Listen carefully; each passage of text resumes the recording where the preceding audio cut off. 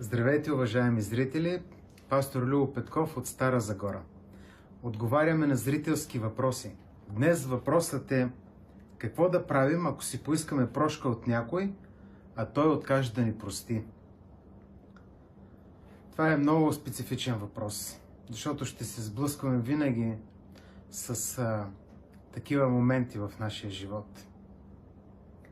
Апостол Петър се зададе този въпрос. Той каза: Господи, доколко пъти да прощавам на брат ми, ако ми съгреши? Равинският отговор беше 3 пъти на ден. Петър го умножи по 2 и добави още едно и каза: до 7 пъти ли? А Господ му каза 70 пъти по 7. Ако го сметнем, това е 490 пъти. Почти през 2-3 минути човек трябва да прощава в едно денонощие за нещо, което ни говори, че Божието сърце е ние да се облечем с простителност.